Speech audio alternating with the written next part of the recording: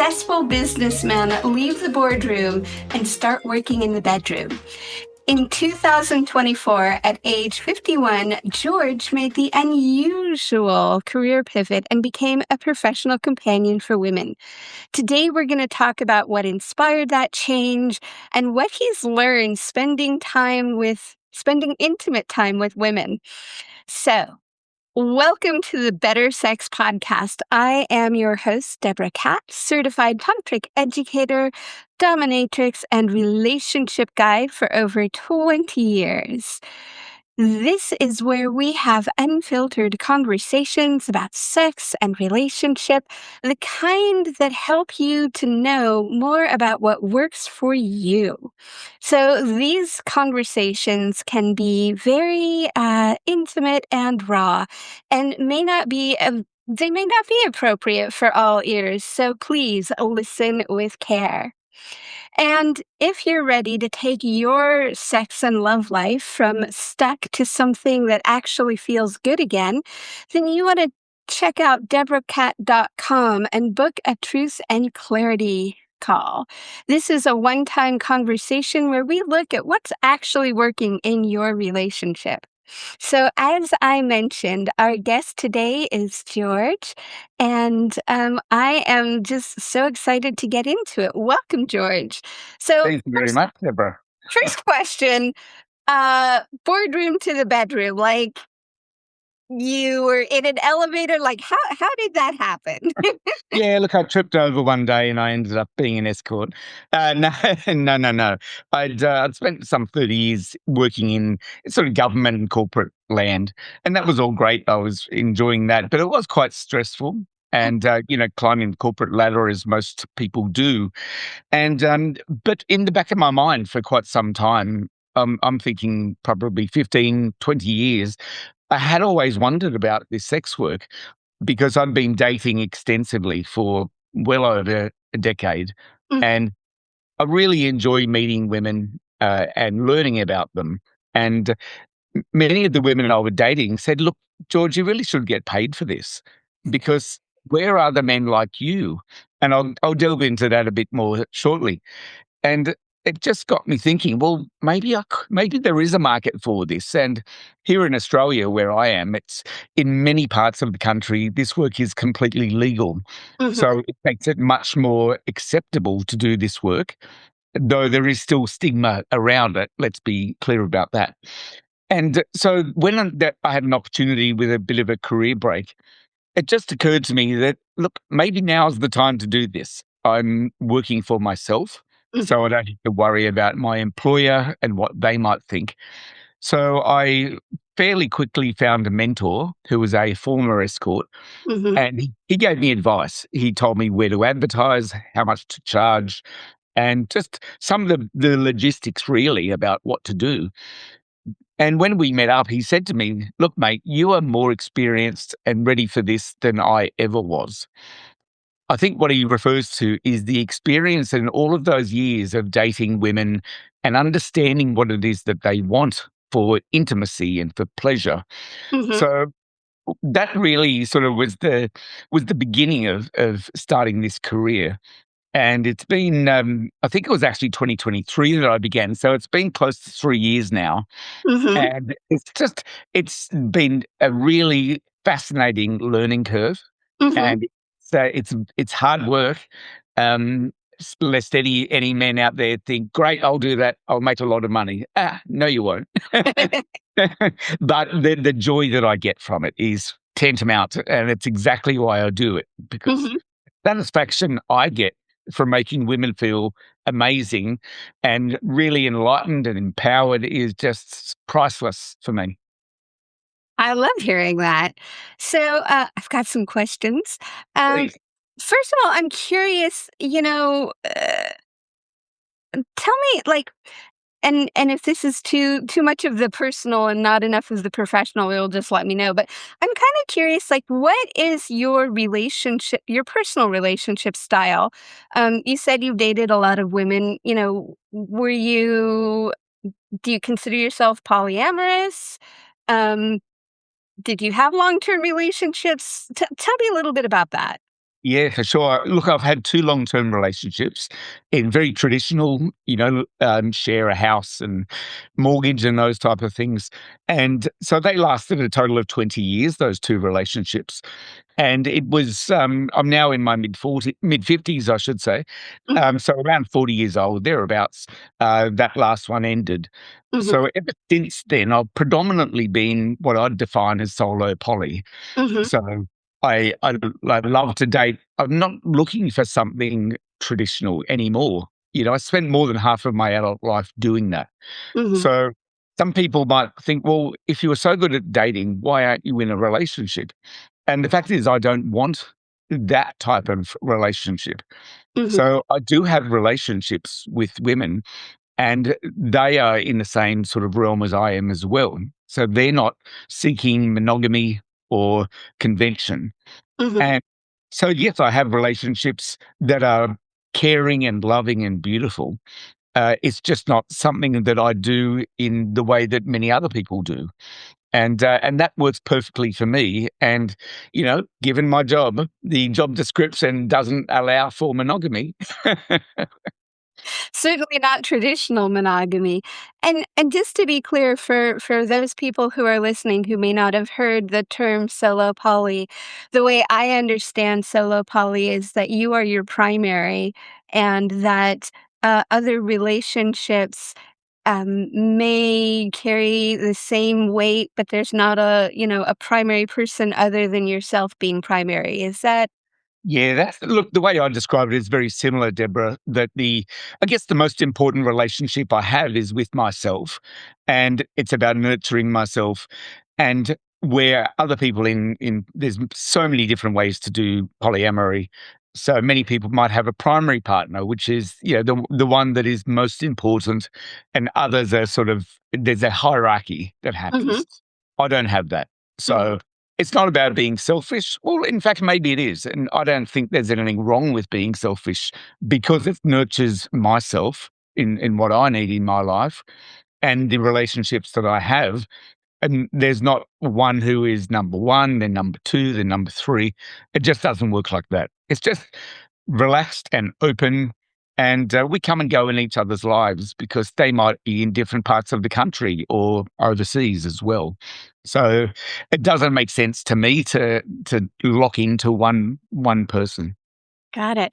And I just wanna underline what you said earlier because this is definitely something that I work with a lot with clients, is that the most important relationship you have is the one with yourself. Whether you are solo poly, whether you are in a traditional monogamous relationship, truly, if you are not resourced, it's very hard to connect with another person. And one of the stories I have about, like, why a woman, or a man for that matter, would seek a companion is because they're looking for some resource. They're looking to be taken care of. They're looking to be poured into, if you will. And I'm curious how that lands for you. Well, before I answer that, I think it's important to explain that to do the work I do, and I think for everyone, we need to be self-aware. We need to know who we are because we're coming into whatever type of relationship, even if it's, say, transactional with someone like myself. I think so many people jump from one relationship to another, Mhm, or they haven't done enough of the work and reflected on where are they at in their life? Are they mhm, doing okay? Have they got some traumas or some experiences they haven't really dealt with? Because, if not, you're going to bring them into the interactions you have, whether they be with your friends or intimate partners. So, so that's I think incredibly important to, face yourself because you can't run away from your shadow; it's always there, mhm, and just be kind to yourself and just acknowledge, well, this is who I am. This is a journey I'm on. I want to keep doing better and be a better person. And so to the escorting part of that, so the clients that I have are varied and they come from different backgrounds and they have different stories and situations. And I think in the main reason they come to me is for affection, for safety. They want to explore things that they may never have had the opportunity to do before. Mhm. And it's really important that they feel seen and heard, because I'll give you an example, say, of a typical client. Mhm. It's not really a typical one, but they fall roughly into this sort of category. They might be women from, say, their mid-40s to mid-60s. Mhm. They've often come out of a long-term relationship. Maybe it's been 10 years ago, and they just don't, they crave intimacy. And intimacy can be as simple as holding a hand or having a hug. And it doesn't have to go all the way through to sex. And in fact, many of my clients don't want sex, at Mhm. least to begin with. So they're lonely. They see their friends in intimate relationships. And sure, not all of those are perfect either. But there's just, they want someone to go out with and maybe go to see a movie or have dinner with, or go to an art class or whatever it might be. And the options are limited. It's often said that women over 50 are invisible. People don't tend to see them as a sexual being any longer. And that's a whole nother story around society. But this, and I'm sure it's the same over in the States, that the online dating options here are pretty atrocious. Ugh. Uh, yes, I see you roll your eyes. It's women out there, and I'm sure men think, oh my God, what a minefield. And it's soul destroying. So many of my clients have gone down that route, tried it out, been like shell shocked of the quality of men and the poor way men communicate.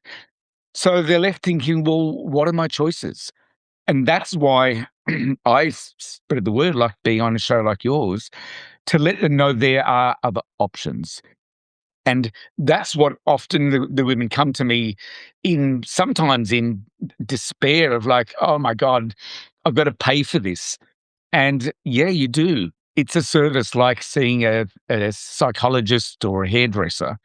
I bring a level of professionalism to it.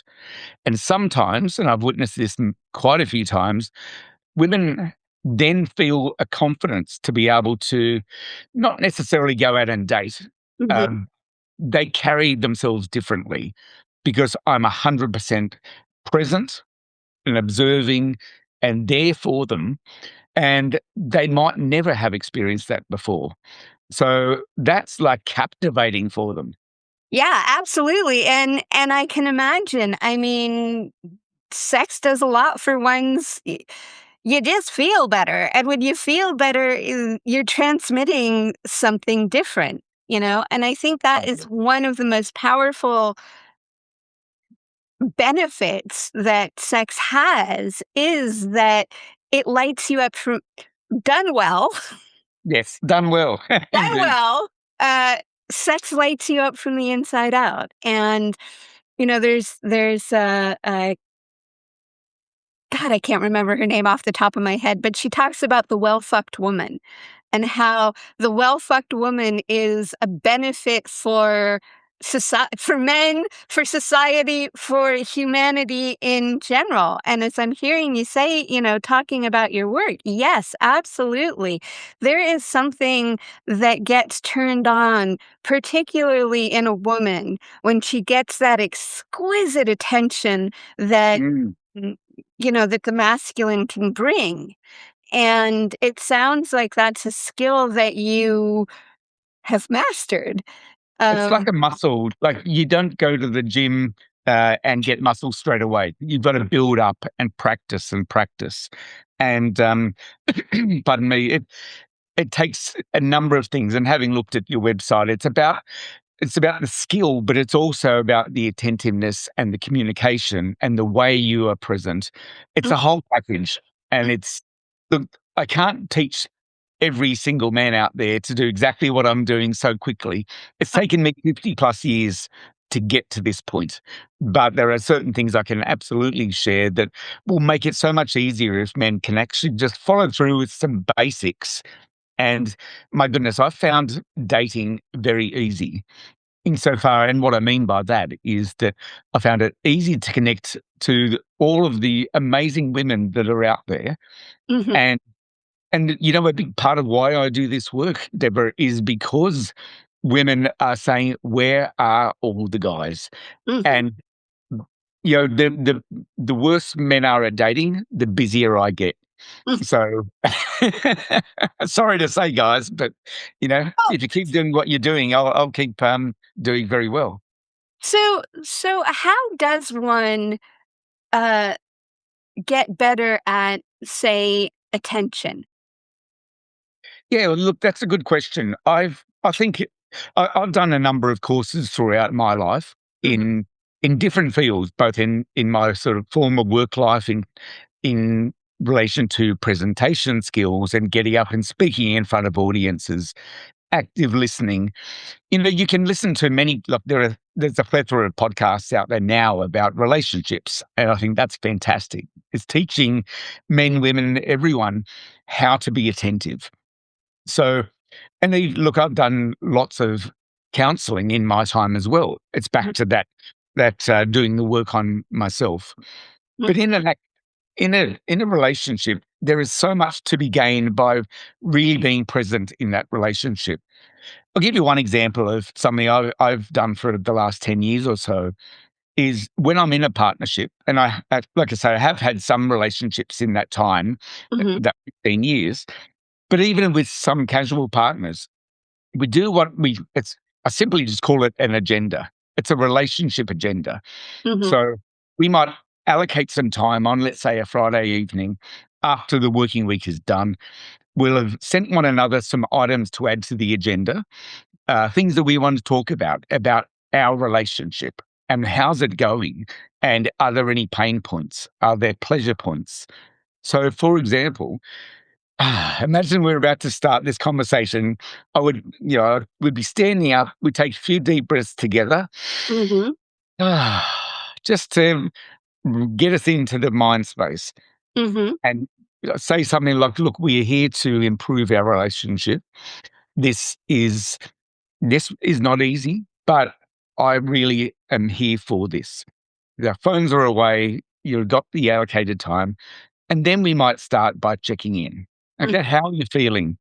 It might be, look, I've had a really busy week. I'm feeling a bit stressed, a bit exhausted, but yeah, I'm here. mhm, And then it sort of goes like you delve down, down, down a bit. So, since we last had one of these conversations, what's been good about the way we relate? And it might be, oh, look, I really loved when you did that act of service for me. mhm, You went out and bought me something lovely as a meal. That was so nice. And then we might move into, well, what's been tricky, particularly if you're dating someone else in my circumstance, but you certainly don't have to. It might be, look, I didn't say it at the time, but I was a bit annoyed when you did that. Or I prefer to use the language, when you did that, I felt this. So you're mhm. not finger pointing. Right, right. And it might be, well, look, yeah, I didn't really like the way you behaved in this circumstance. It made me feel like uncomfortable. And you can go as far as you like and take some time out, but then you've always got to bring it up. Mhm, So, okay, well, look, this has been tough, but I thank you for the conversation. What can we do? What can we look forward to in this next couple of weeks? It might be a date night.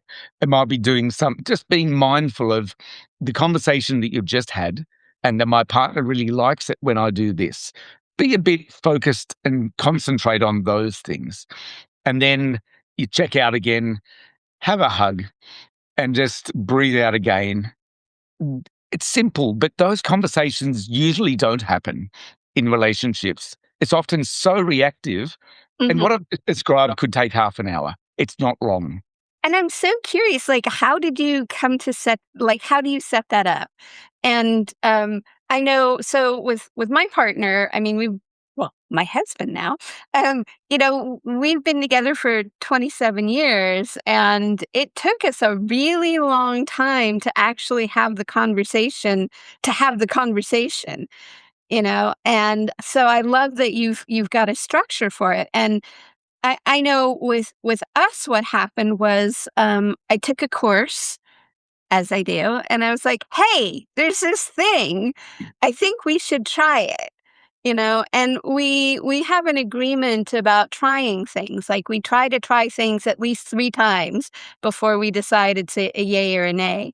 And so what we found was, the what is it? The clear, the celebrate, the appreciate for self, and the appreciate for the other. And we try to do this when we're walking. Okay. So no one can get it. Well, I guess your partner, your husband could run away, but Right, right, right. Well, what I found is that, when you're walking, you're standing side by side, right? And you're moving. And there's something that physiologically happens when you're walking that helps to move the energy, versus like when you're sitting facing each other, that can feel kind of confrontational. yeah, that's true. So, so how did you come up with this, and how do you approach your partners to have these conversations? Well, the way I came about it is probably 8 years ago. I started dating a woman, and she was ethically non-monogamous. So, Mhm, for listeners who don't know, that's the opposite of cheating. So, it's ethical, as in we are both fully aware that we are seeing other people. And so she had a couple of other lovers I was dating, and she had an amazing book by Tristan Taormina called Opening Up. And I yeah, recommend that to everyone who's considering this space. It's a game changer. So she had a copy, I bought a copy. We were trying to uncover how do we relate as a couple? Because mhm, we were primary in that circumstance. So we would read a chapter and then we'd come together and talk about that chapter. And then we would delve further into the book, and there were different types of ethical non-monogamy. And so it took the conversations to say, look, how does this resonate for you? Or how's that sound for me? Meanwhile, I was dating, and it sort of brought us some friction because we were still working into what we were to each other. So mhm, that really formed the conversation. And having worked in, corporate and government, where you have meetings every day and there's an agenda, I sort of said it flippantly to begin with, like, "Oh, why don't we have an agenda?" And it actually really worked, and it made great sense. So, yeah, that's how it came about. And I've talked about this to many friends and family, and most of them are in standard monogamous relationships. And some of them have taken it up and said, "Oh my goodness, that makes so much sense." It's funny, we get listen to people like Elaine de Botton and Esther Perel, and they talk about we sign a contract in many cases, as you probably did when you were getting married recently. We commit to poverty by mortgage, if that's the case. Living in the same space, doing all the same things, but we must talk about it. We like, my goodness, we are giving so much of ourselves, but when are we listening? mhm, When are we sitting back and maintaining, doing the maintenance? Like, you get your car maintained, you got to get your relationship maintained, because that's such a huge part of who you are. And that's why simple things like that, and there's way more things that other people are expert in that I'm not, around communicating well with your partner. And if you're single, being aware of yourself and how you come across to people as well. And I'm imagining you have version of this that you do with your clients around, expectations, what works, what doesn't work, what you need to Mhm. know. Would you Well, be just on, I think that's a really important point, because when I receive a client inquiry, that's when the conversation begins. Mhm, So it's usually by a text or email. I'll then ask them about themselves, and I've got to do the filtering, of course, because there is a lot of time wasters out there. mhm, And but I need to understand if I'm going to be the best escort for that client. So as soon as we can, I prefer to get on the phone, mhm, and I want to understand what brought them here. What was it in their life that made them think, I think I'd like to see a professional. And then they will unravel as much as they wish about their age, their relationship history, if they've had, in some cases, they've had sexual trauma. And I'm trying to figure out, am I the best match for them? And when we go further, I'll ask them, okay, what type of experience are you after? Are there any things that you definitely do not want to do?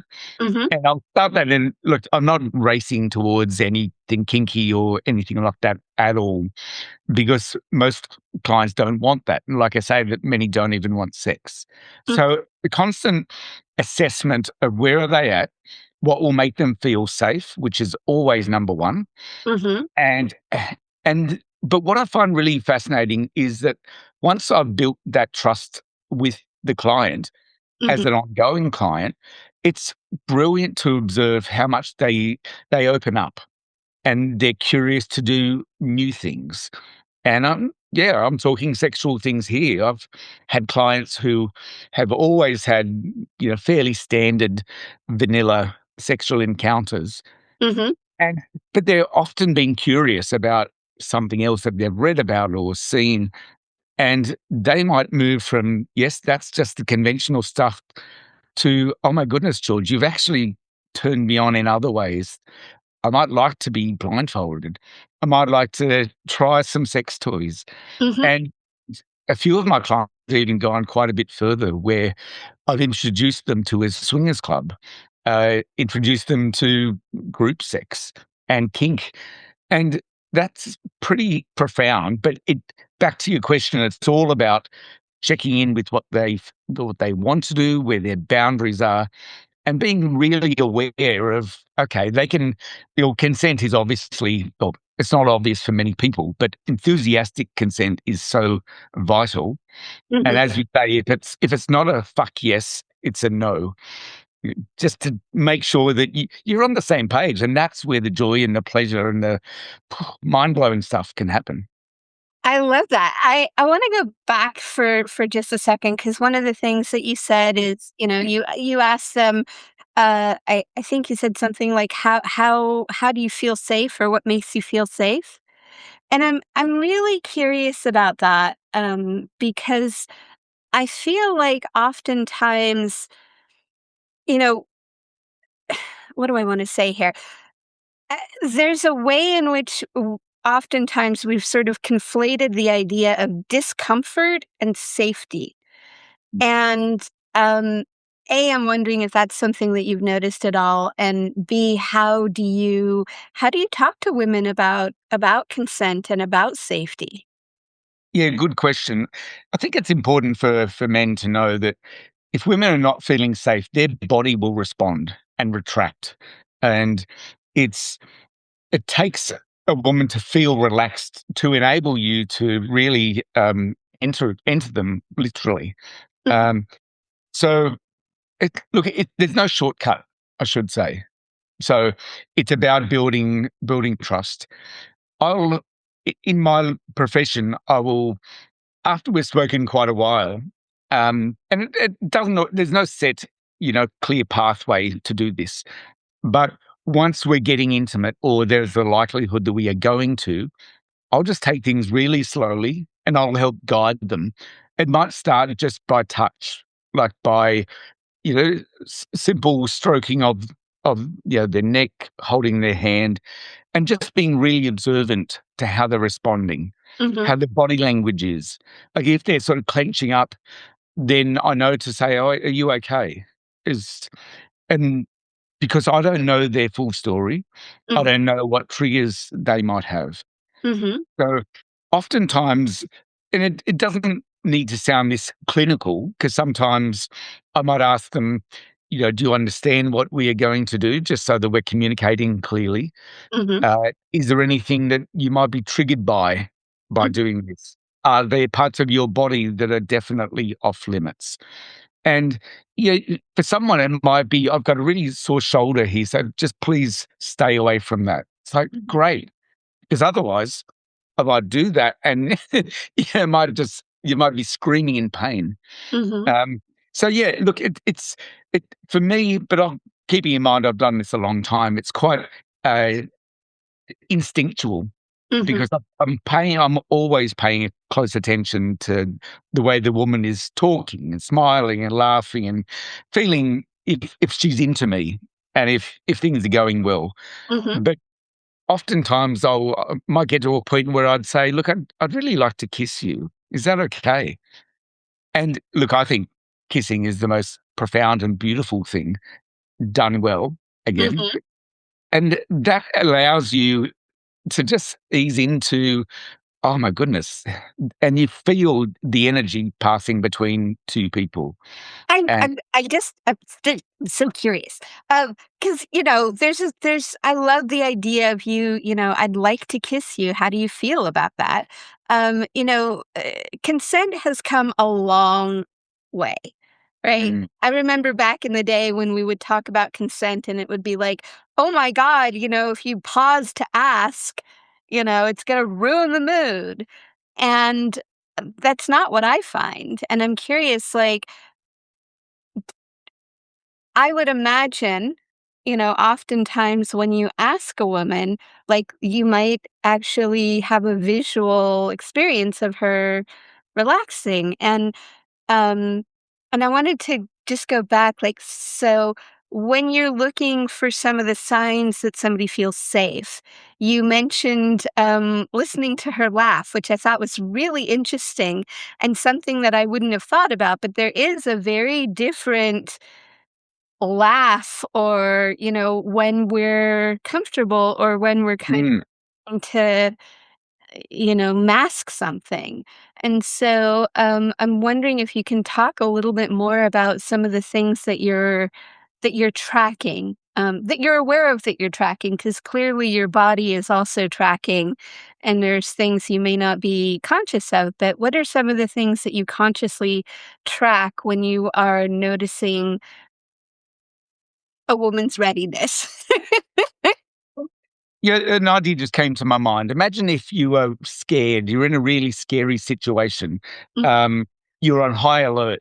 Your pupils might be dilated and you're constantly looking out for danger. Um, the opposite of that is when you are feeling at peace. You feel your shoulders are just relaxing. And if you're having a good conversation, you'll be really active in that conversation. You'll be looking into each other's eyes. You won't be distracted, looking all over the place, unless you're crossing a road or something like that. And so you feel that, oh my goodness, this conversation is great. I'm really enjoying it. If it's a boring conversation, you might need to move it on to something else. But smile. You can see someone smile. That's a sign that there's something good is happening right here. mhm, Um, and even the way they gesticulate, um, whether if they're not so closed in any longer, and you can see them just, oh, they might be just sort of looking up and to the left, and that means sort of their thinking going on, their imagination is happening. And then, yeah, if you can get them to a point of laughter, that's another sign they've dropped into their body and who they are. And look, I'm no physiologist, so this is just my experience and what yeah, I observe. And look, I think you're 100% right. Consent has come a long way. And what's really important is, and it is exercises I've done to practice this, is if I was to ask the question, which I just did, I'd really like to kiss you. Is that okay? Pause and ex- and be ready for a no. If mm, someone says, no, I don't want to do that now, or no, thank you, accept that in the way it's intended and say, thank you. I'm really glad I asked. And I know even within this kink consent community, so to speak, I know so many women who have been asked questions about, can I do this with you? Can I do that with you? And they say no. And the man gets affronted by the no. It's mhm, like, seriously, if you don't want to hear the answer, don't ask the question. But you must make sure that you're on the same page, because so many women are people pleasers. They mhm. feel that they go through something that they don't really want to do. And I hope that is changing. And I know that it is changing. But you don't just jump onto a woman and put your tongue in her mouth. That's like it's not welcomed. Even if you think it is, even if you think that's what you want, how do you know that the other person wants that? Well, So it doesn't happen. doesn't have to be so, oh, okay, I ask you this now, or and you got to get to a point where, because it can go too far. And what I mean by that, Deborah, is imagine, I ask you if I can kiss you and that's okay. I don't need to stop in a second and say, can I touch your shoulder? Is that okay? Can I now put my hand on your elbow? It's, there's layers of just go with the flow in many ways. Mhm, And you will, and pay attention to that body language. If the person's pulling back, then you can just say, how was that? And they might say, yeah, look, I don't like the way you kiss. Can I show you how I like to be kissed? mhm. So, look, for many people, this is affronting. It's not what they're used to. But please know that consent is far more important. And it's always been important, but it's been far more discussed. And that makes for better sex and better interactions. Absolutely. And I love that you were saying that I at least I think I heard you say that you actually practice receiving a no. Yes, yeah. Can I give you an example of how that goes? Please. And I've done, as I mentioned, a number of courses around, say, trauma-informed conscious sexuality, tantra, kink. So there's a simple game. So imagine you're standing opposite someone. It could be a friend, and the first set of questions I'm going to ask you, Deborah, you have to say yes to. Mhm, Like you might want to, your body might be screaming no, mhm. but you have to say yes, and you'll understand why in a moment. So, Deborah, would you mind if we sit down and have a coffee? How would that be for you? Yes, that's right. Okay, great. Look, I saw your credit card in your wallet when you were in the bathroom. Can I just take that and go on a spree for the day? Look, 24 hours, 48 hours. Is that okay? Yes. Oh, thank you. Most people would say no, but thank you. Um, I love to cook. Can I cook for you tonight? Yes. Okay. Now we're going to flip that around. So everything I ask, you have to say no to. Okay. So Deborah, I'm noticing you're a bit tense. Would you be okay if I was to just give you a bit of a massage to iron out some of those muscles that seem a bit sore? No. Um, look, I've bought a new set of garden shears, and I'm not sure how sharp they are. Could you put a finger in there so I can try to cut into your finger? No. Oh, that's disappointing. Um, can I take you out on a beautiful date tonight and just praise you and shower you with beautiful gifts and experiences? No. Okay. How does that feel answering those questions like that? Well, I can definitely feel the difference between what is where I wanted to say yes, where I wanted to say no. And it's it's always interesting to play, the game of like, "Oh, well, what am I a yes to and what am I a no to?" Yes. And so but what I think you're pointing at is that as I'm answering the questions, there's a visceral experience as to what is the yes or to the no, and when I say the opposite, there's an impact.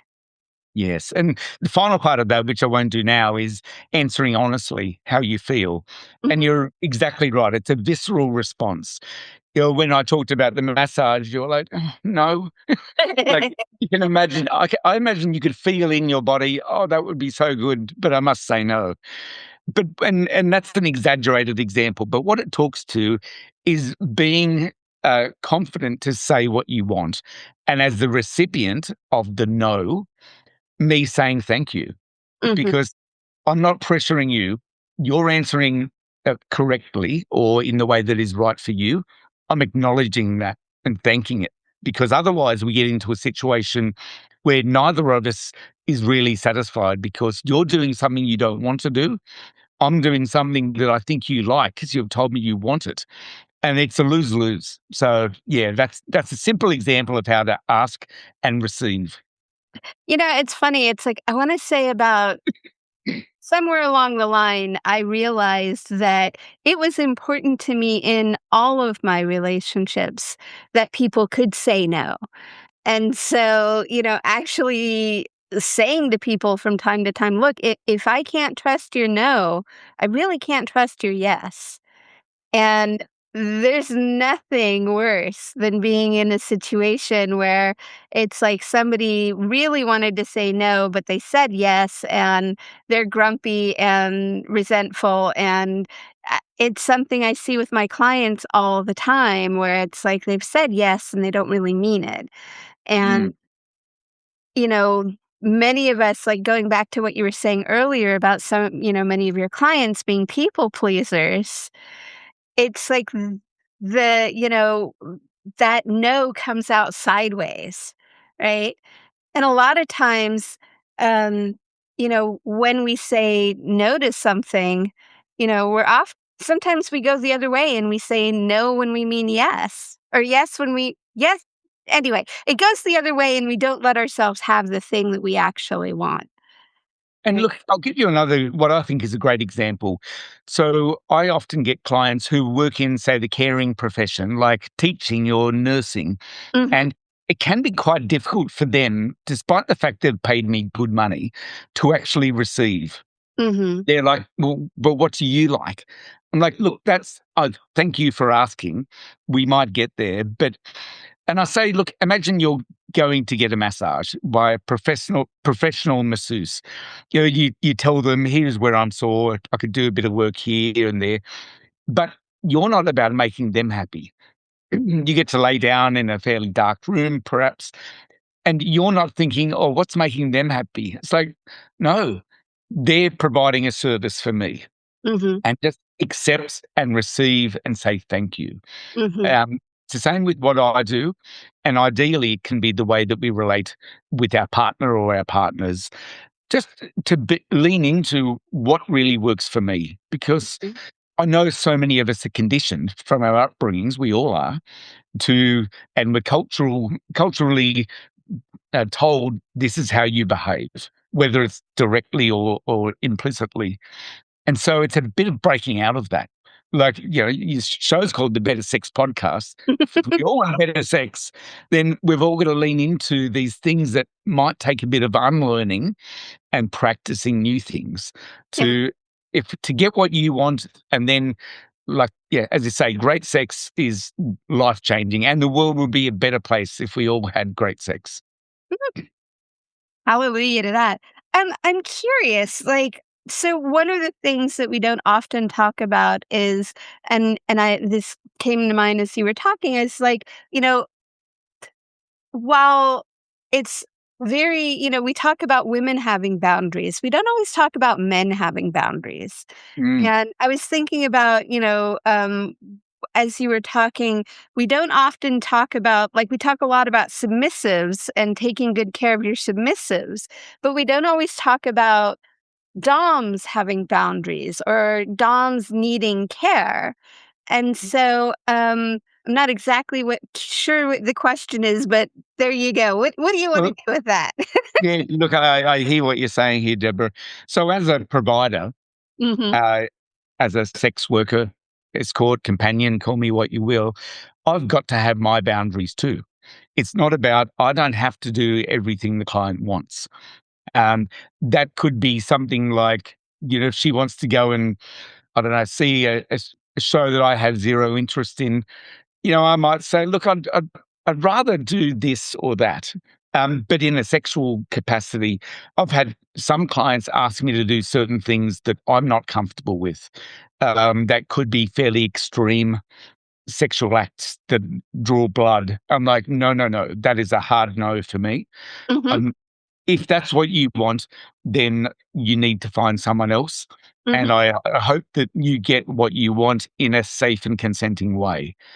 Um, because it takes a lot of my mental capacity mhm, to do the work I do, mhm, because I'm 100% present the entire time I'm with a client.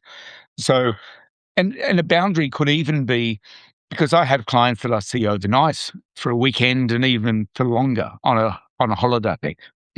I need time out. Mhm. I need to recharge my batteries. So if you imagine, as I've done a couple of times, I've had overseas holidays for a week or so. It is not possible for me to remain, you know, present in how I am without good rest, time out. And if I don't get that, I get cranky and irritable. So yeah, I've just shared a couple of examples. That can be the sexual act. It can be things I really don't want to do, and I have the ability to not accept a client. Mhm. Um, so that's in that filtering process I mentioned earlier. If I'm not feeling a connection with the woman, Mhm. I don't. I won't take her money. Mhm. Um, it's important for me to feel authentic and genuine, and for Mhm. me that is a boundary. If a woman's not really, if what she's wanting grates up against my values and my ethics, or if yeah, even it could come down to their their values, that if I'm not aligned with that, I'm not going to be really right there for them. Mhm. So again, boundaries can come in many different ways. Mhm. Yeah, I just to underscore this kind of goes back to where we began with the idea of self-care and self-relationship and, understanding what it is that works for you and doesn't work for you. Yeah. So, I I'm I I'm super this is such a great conversation. There's so many more things that I wanna ask about, but I know we are coming towards the end of our time together, and I just want to be sure, is there anything that you want to underscore for men who are listening about women and about how to be a better lover, yeah, and I'll leave it there.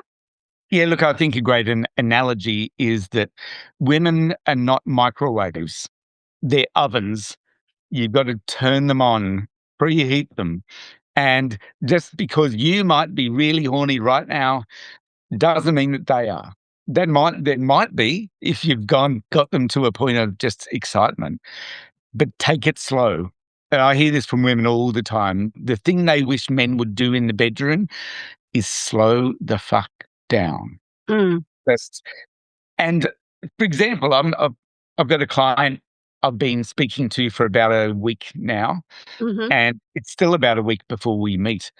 And the conversations we're having, and then don't get me wrong, they're not all juicy conversations, but my goodness, this is foreplay.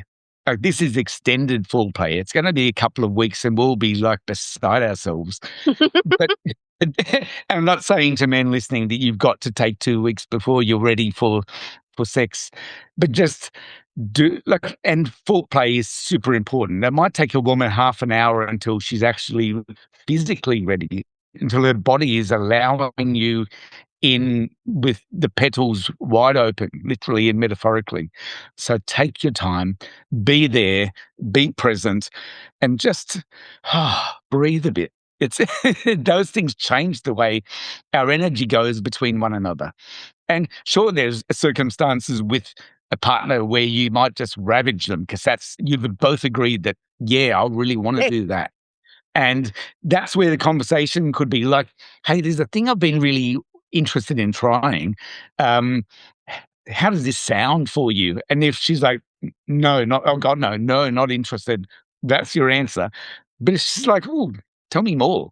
Because you're building an imagination, you're telling a story, and you might be getting her mind into, oh, that could actually be exciting. So use your imagination, guys. There is so much out there to read. I'm not suggesting porn at all. I don't watch porn. I don't think it's good for most people. mhm. But read a book. There's a terrific book by Gillian Anderson from Sex Education and the X Files. It came out last year, and it's a collection of stories of fantasies that women have written in anonymously. Oh my goodness, there are so many examples there. So that's the second book I'd highly recommend. But yeah, take it slow, pay attention. It's not about you. I love that, thank you, and I was just gonna ask if you had any additional resources, so I love we've got opening up, um, and The I think it's called Want. by Gillian Anderson, but just, Mhm. Google Gillian Anderson. Look, there's so many others. I've got a whole looking at my bookshelf there right now. There's a book called Slutdom, SLUT, like slut, Mhm. DOM. It's a book by an Australian author. She's been a sex worker for a long time, and she's done her PhD, and she talks about the sexual experience very openly. And it's controversial topic, but I think it's really important. I've got it on my website and on my Instagram. I think a photograph of some of my book collection. So plenty more there. But I'm always open for people to reach out to me at any time. And, where do we find you? Well, George Goulburn is my name, so georgegoulburn.com, very easy. And on Instagram, it's George Goulburn Official. All one word, George Goulburn Official. And hopefully you'll pop those in the show notes, Deborah. And Absolutely. They will absolutely be in the show notes, and I highly recommend that you follow George, check out his Instagram as he shares lots of, great stuff, including his book collection and words of wisdom around sex, around intimacy, so really, really highly recommend checking him out there. Anywhere else, anything else you wanted to add in? look, I travel. So while it might not be legal in your part of the world, I love communicating and opening up conversations. I do virtual services as well. So, look, if people want to jump on a plane and come to Australia, I love playing tour guide. So, yeah. And, okay, that so tell us what are your virtual things like? Well, I some women want a virtual experience where they might be using a sex toy, and they want Oh. because I'm not a chatbot, I'm not AI, I'm real, Mhm, and even in those circumstances, I'll have a conversation first to understand where your mind and your body is at. mhm, So, but it could even be a social date like we did during COVID times. We mhm, might sit with a glass of wine and have a chat and build. It could be just like a social date because I do that as well in my, in the three dimensions. Or it could be going even further, like a video sex call. But each to their own. I'm not an OnlyFans content creator. That's something I've got no interest in. But it can be just candid conversations like this, Deborah, and I think they can help to open up people's minds. mhm, To, gee, I hadn't thought about that, and I often coach men one to one about. mhm. They might have come to me to say, "Look, George, I'm not having much success dating," and I'll unpack that. Again, I don't profess because I'm not a therapist and I'm not a certified coach. I just know from my lived experience what works for me and Mhm. what I can hopefully share with other people to help them improve.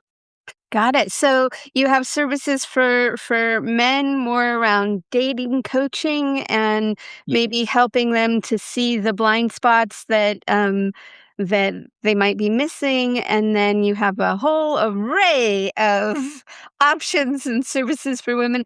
So I'm just curious, like if there was one thing that you wanted people to get out of our conversation today, what might that be? And I'm going to give you a moment to ponder that. And I'm just going to remind people that to check out his Instagram and his website.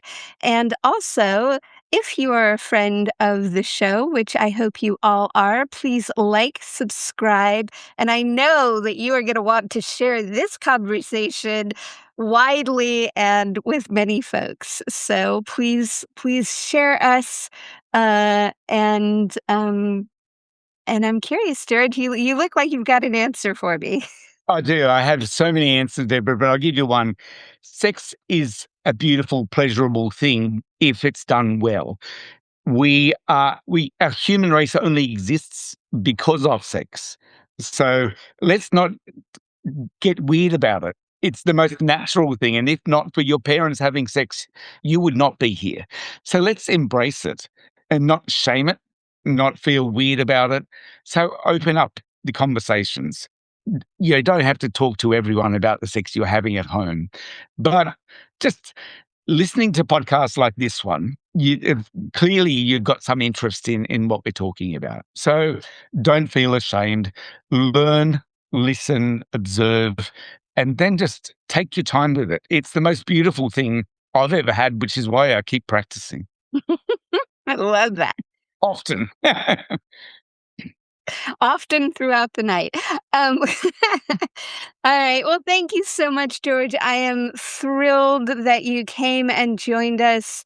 Again, please check out his Instagram, his website. Do you want to go ahead and spell it out for us? Yes, George Goulburn. So that's Goerge, George. Goulburn, that's Goulburn. GeorgeGoulburn.com. Simple. Beautiful. Thank you. And again, thank you so much for listening, and we will see you on or hear you on the other side. And I love what he just shared, keeping sex an ongoing conversation and normalizing the fact that no, it's how we got here. So thank you so much for the conversation. Thanks, Deborah. It's been a great pleasure. So I hope your listeners enjoy and keep talking.